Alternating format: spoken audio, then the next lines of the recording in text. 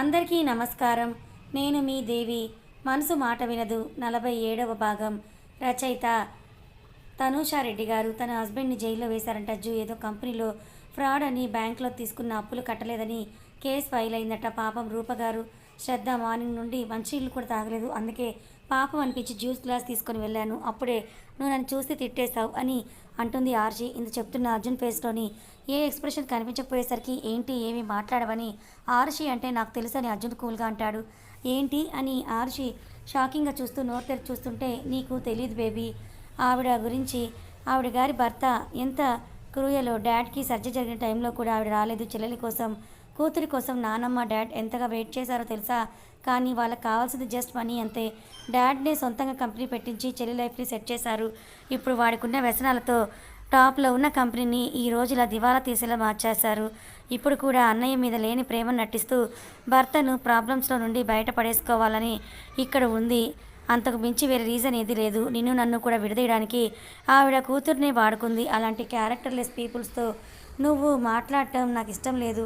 Try to understand అని అంటాడు అర్జున్ సీరియస్గా. అప్పటి వరకు అర్జున్ మాటలని శ్రద్ధగా విన్న ఆర్షి, మరి నువ్వు వాళ్ళకి హెల్ప్ చేయొచ్చు కదా అర్జున్, నీకు వాళ్ళకి హెల్ప్ చేయడం చిటికలో పని కదా అని ఆర్షి అంటే, నో, ఇలా హెల్ప్ చేస్తూ పోతుంటే వాళ్ళు చేసిన తప్పులకి ఎప్పుడు పనిష్మెంట్ అనుభవించేది.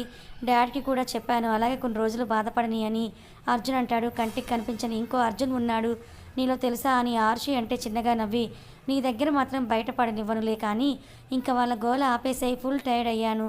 అయినా మన పర్సనల్ స్పేస్లో ఈ నాన్సెన్స్ అవసరమా అని విసుగ్గా ముఖం పెట్టి అంటాడు అర్జున్. సరే కోపం తెచ్చుకోకు, కాఫీ తీసుకురానా అని ఆర్షి అడిగితే వద్దు అరు, ఆకలేస్తుంది, డిన్నర్ ఇక్కడికే తీసుకుని వచ్చాయని మాక్ బుక్ని చేతిలోకి తీసుకుంటాడు. భర్త ఆకలి అనగానే పరుగున కిందకి వెళ్ళి అర్జున్ కోసం తనే స్వయంగా వండిన డిషెస్ అన్నీ కూడా మళ్ళీ రీహీట్ చేసుకొని ట్రేలో తీసుకొని పోతూ ఉంటే సులోచన అరువు దగ్గరికి వచ్చి భయంగా కొట్టాడా అని అడుగుతుంది. లేదత్తయ్య, అయినా తనెందుకు నన్ను కొడతాడని అరు అంటే, ఏమో వాడి కోపం చూసి నాకు భయమేసింది. సరే ఇకనైనా ఆ తల్లి కూతుర్లకి నువ్వు దూరంగా ఉండు అని అన్నీ కూడా మీ మామయ్య చూసుకుంటారు. త్వరలోనే ఈ ఇంటి నుంచి వాళ్ళని పంపించేస్తే ఒక గొడవ వదిలిపోతుంది అని అంటారు సులోచన. సరే అత్తయ్య, గుడ్ నైట్, మీరు వెళ్ళి ఇంకా పడుకోండి అని చెప్పేసి పైకి వెళ్తుంది. ఆరుషి అలికిడికి మాక్ బుక్ క్లోజ్ చేసి హ్యాండ్ వాష్ చేసుకొని ఆమె ఎదురుగా కూర్చుంటాడు. ఏంటి అజ్జు ఫుల్ బిజీగా ఉన్నావు ఈ మధ్య, ఇంటికి కూడా లేట్గా వస్తున్నావని కంప్లైంట్గా చెప్తుంది ఆర్షి. నా భార్యకి ఒక సర్ప్రైజ్ రెడీ చేశాను, అంతలోపు వర్క్ని కంప్లీట్ చేసి ఫ్రీ అవుదామని ఇప్పుడే బిజీ అవుతుందని అర్జున్ అంటాడు. ఏంటా సర్ప్రైజ్ అజ్జు అని కళ్ళు పత్తికాయలంత చేసి అడుగుతుంది అరు. ముందు చెప్తే అది ఇలా సర్ప్రైజ్ అవుతుంది తింగరి అని అర్జున్ అంటే, సర్లే తిను అని మూతి నల్లగా పెట్టుకొని అర్జున్కి తినిపిస్తుంది.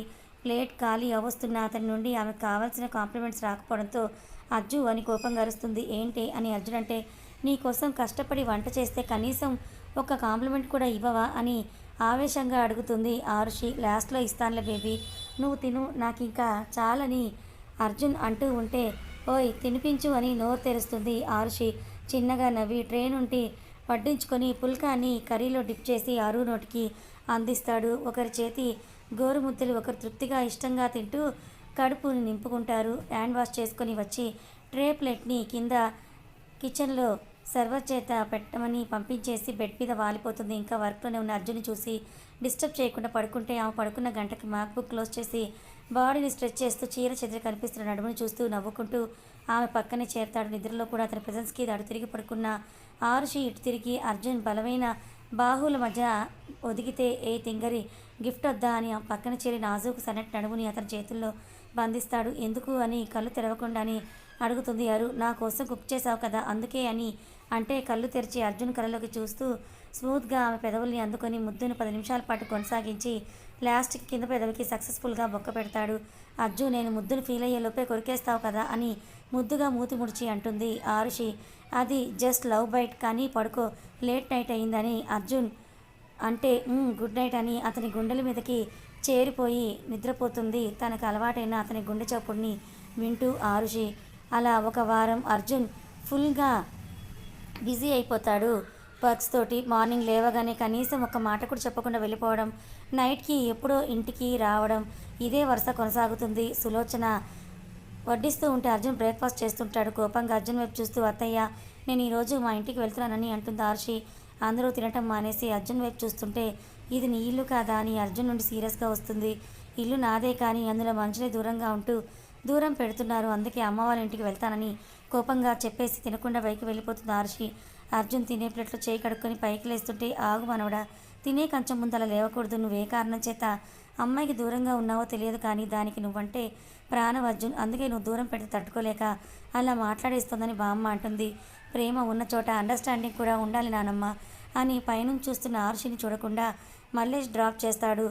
ఎన్ని రోజులు ఉండి వస్తావో నీ ఇష్టమని బ్రెజర్ తీసుకొని అక్కడి నుంచి మల్లేష్ కార్తీ అని చెప్పి వెళ్ళిపోతాడు. అందరూ కూడా పైనున్న ఆరుషినే చూస్తూ ఉంటే తలుపు చాటున ఉన్న రూప నవ్వుతూ ఇలాగే గొడవపడి ఈ దరిద్రం అలాగే ఈ ఇంటిని వదిలిపెట్టి వెళ్ళిపోతే పర్మనెంట్గా నాకు కూడా అదే కావాలని అనుకుంటుంది.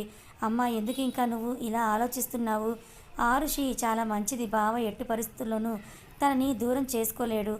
నువ్వు ఇలా ఆలోచించడం అట్లీస్ట్ ఇప్పుడైనా మానే అని అంటే, రూప ఏంటే నాకు మాటలు చెప్పి మీ నాన్న మీద దిగులుతో నువ్వు ఉన్నప్పుడు 2 రోజులు భోజనం తెచ్చి నిన్ను చూసుకున్నందుకు ఇలా అంటున్నావా అని ఆక్రోషంగా అంటుంది. రూమ్లోకి డోర్ క్లోజ్ చేసుకొని బెడ్ ఎక్కి తన కన్నీటితో పిల్లోని తడిపేస్తుంది ఆర్షి.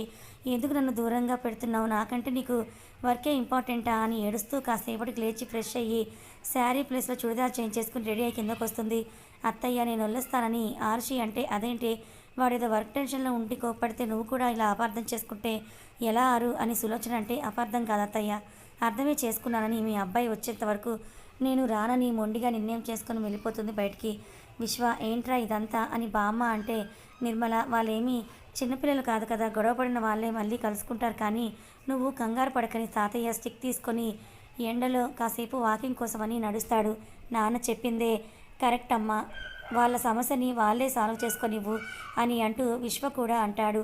అనుకోని సునామీలా బుసకొడుతూ వస్తున్న ఇంటికొచ్చిన కూతుర్ని చూసి, ఏంటే ఎలా ఉన్నావు అరు, అర్జున్ బాబు రాలేదా? నువ్వు ఒక్కదానివే ఇక్కడికి వచ్చావా అని ఉమా అడుగుతుంది. ఏ నీ అల్లుడు రాకపోతే నన్ను ఇంట్లోకి రానియవా ఏంటి అని కోపంగా అడుగుతుంది ఆర్షి. సోఫాలో ఉన్న వసుబామ్మ నోరెళ్ళబెట్టి, ఇప్పుడు మీ అమ్మ ఏమడిగిందని నువ్వు తోకతొక్కిన త్రాచులా ఎగురుతూ ఉన్నావు అని అంటుంది. ఏం కాలేదమ్మా, కాసేపు నన్ను డిస్టర్బ్ చేయకు అని తన రూమ్కి వెళ్ళిపోయి డోర్ వేసుకొని ఫోన్ చూసుకుంటుంది. అయ్యగారు కాల్ చేసేంత వరకు నేను చెయ్యనని భీష్మించుకొని కూర్చుంటుంది తింగరి. ఆఫీస్లో ఉన్న అర్జున్ కనతలు రుద్దుకుంటుంటే కౌశి లోపలికి వస్తూ, బావా, నిన్న నువ్వు కొట్టినోడిలో ఒకడు పైకి టికెట్ తీసుకుని పోయాడంట, ఇప్పుడే హాస్పిటల్ నుండి కాల్ వచ్చింది, ఇంత కోపమేంట్రా నీకు అని అంటాడు. పోతే పోయాళ్లే, ఎంత ధైర్యం ఉంటే నా వైఫ్ని ఇంటెన్స్డ్గా చూస్తాడని టేబుల్ మీద పేపర్ పెట్టి పిడికిట్లో బంధించి పిప్పి చేస్తూ అంటాడు. కూల్ అర్జున్, నీకు ఈ మధ్య పొజిటివ్నెస్ బాగా మరీ ఎక్కువైపోయిందిరా అని కౌశిక్ అంటే, తన విషయంలో ఏ ఫీలింగ్ నేను హ్యాండిల్ చెయ్యలేను, యూ నో ఇట్ అని అంటూ వెళ్ళి ఆ చచ్చిన వాడి ఫ్యామిలీకి 10 lakhs బ్లాంక్ చెక్ ఇచ్చి ఇది ఇవ్వు అని అంటాడు. సరే నేను చూసుకుంటానులే కానీ ప్రాజెక్టు ఆల్మోస్ట్ కంప్లీట్ అయిపోయింది, ఒకసారి చెక్ చేయి. సేవ్ చేసిన పెన్ డ్రైవ్ని టేబుల్ మీద పెట్టేసి వెళ్ళిపోతాడు కౌశిక్. మొబైల్ తీసుకొని ఇంటికి కాల్ చేసిన అర్జున్కి సులోచన లిఫ్ట్ చేసి ఆరుషి వెళ్ళిపోయిందని చెప్పగానే మాట్లాడకుండా కాల్ కట్ చేస్తాడు అర్జున్.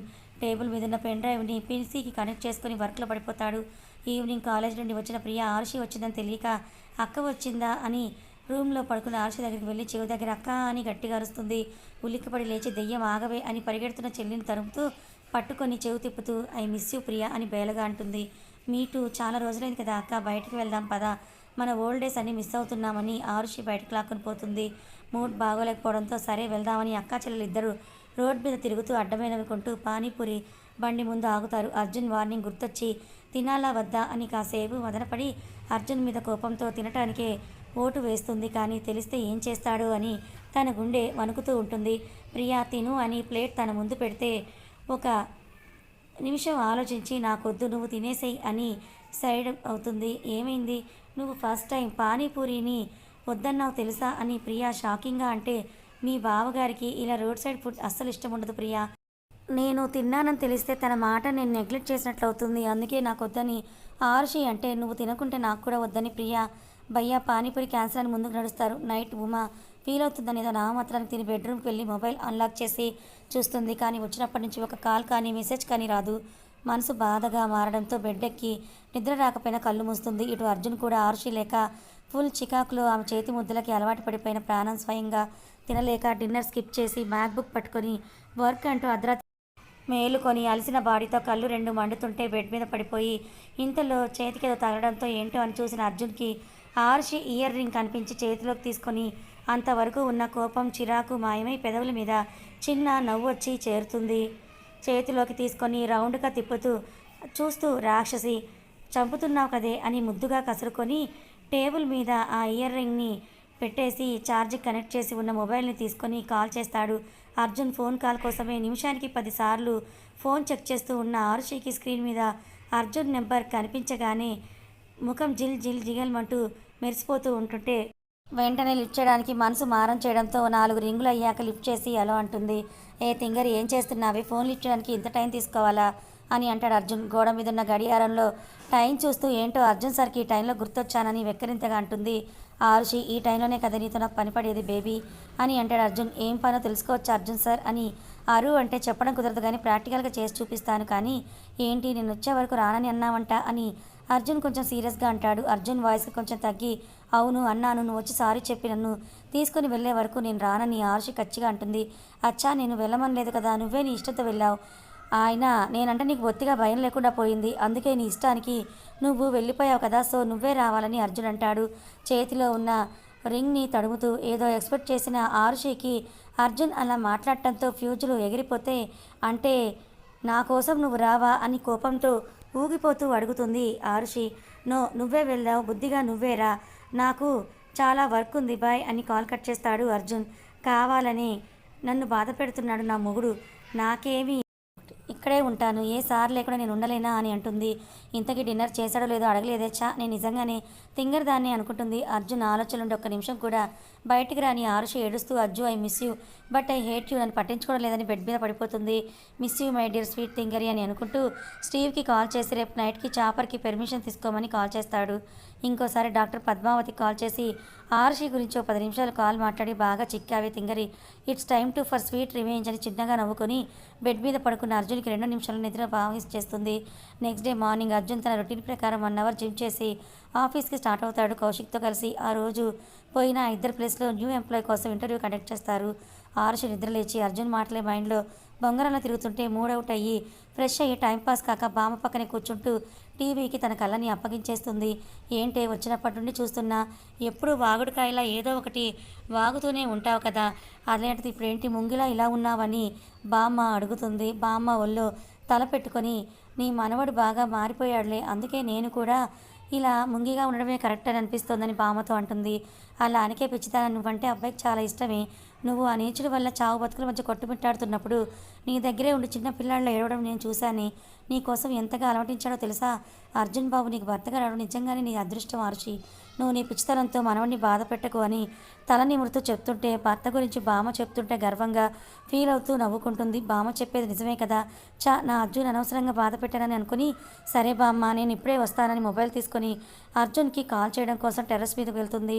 మీటింగ్లో ఉన్న అర్జున్ ఆర్షి కాల్ చూసి సైలెంట్లో పెట్టి కాల్ యూ లేటర్ అని మెసేజ్ సెండ్ చేసి మీటింగ్ని కంటిన్యూ చేస్తాడు. ఈవినింగ్ అర్జున్ కార్ సౌండ్ విని ప్రియా జెట్ స్పీడ్తో బయటికి వచ్చి బావగారు ఎలా ఉన్నారు అని అభిమానంగా అడుగుతుంది. గుడ్ స్వీటీ, నేను బాగున్నాను, నువ్వెలా ఉన్నావు, కాలేజ్ ఎలా ఉంది, ఏ ప్రాబ్లం లేదు కదా అని నవ్వుతూ అడుగుతాడు అర్జున్. మీరు ఉండగా ఏ ప్రాబ్లం రాదు బావగారు అని నవ్వుతూ అంటుంది ప్రియా. సై ముందు అర్జున్ బాబుని ఇంట్లోకి రానివ్వు అని అంటూ కూతురు నెత్తి మీద మెట్టి లోపలికి ఆప్యాయంగా పిలుస్తుంది. లోపలికి వెళ్ళిన అర్జున్ బామ్మతో ఉమాతో మాట్లాడుతున్న చూపులు మాత్రం ఆర్షి కోసమే చూస్తూ ఉంటాయి. అది గమనించిన ప్రియ అక్క రూమ్లో ఉంది బావగారు, ఫ్రెష్ అవుతోంది, ఈలోపు మీరు కాఫీ తాగండని కాఫీ కప్ని అందిస్తుంది. థ్యాంక్స్ స్వీటీ అని నవ్వుతూ కాఫీ సిప్ చేస్తూ బామ్మతో మాటల్లో పడిన అర్జున్ వాయిస్ విని అప్పుడే వాష్రూమ్ నుంచి బయటకు వచ్చిన అర్జున్ వచ్చాడా అని అనుకుని ఉబ్బి తబ్బిబైపోతూ స్పీడ్గా ఒక డ్రెస్ తీసుకొని అది వేసేసుకొని హెయిర్ని అలాగే క్లిప్ పెట్టి వదిలేసి లైట్ మేకప్ వేసుకొని స్టోన్ బిందీతో నుదుట కుంకుమ పెట్టుకొని డీప్ బ్రీత్ తీసుకొని డోర్ ఓపెన్ చేస్తుంది. డోర్ ఓపెన్ చేసిన సౌండ్కి అర్జున్ తల తిప్పి రెప్ప వేయకుండా గడ్డం కింద చెయ్యి వేసుకొని చూస్తూ ఉంటాడు. ఆరుషిని light sky blue half sleeve, చేతికొక బామ తొడిగిన గాజులు, అనార్కలిలో సింపుల్గా ఉన్న ఎలిగెంట్గా ఉన్న ఆరుషిని కళ్ళల్లో కొంటితనంతో సూటిగా చూసేసరికి ఆ సూదంటు చూపులకి తాళలేక బామ పక్కన వెళ్ళి కూర్చుంటుంది ఆరుషి. కథ కొనసాగుతుంది. మొత్తానికి మన అర్జున్ బాబు ఆరుషి కోసం ఏదో పెద్ద సర్ప్రైజ్ ప్లాన్ చేశాడు కదా, అదేమై ఉంటుంది మీరు గెస్ట్ చేస్తే కమెంట్ చేయండి. ఆరుషి కోరుకున్నట్టుగానే అర్జున్ పూర్తిగా తనకి సొంతమైపోతాడా, లేక మధ్యలో మళ్ళీ ఏవైనా అవంతరాలు ఎదురవుతాయా తెలుసుకోవాలనుకుంటే ఛానల్ని ఫాలో అవ్వండి. కథ నచ్చితే లైక్ చేయండి, మరి కొంతమందికి షేర్ చేయండి. Thank you so much for watching.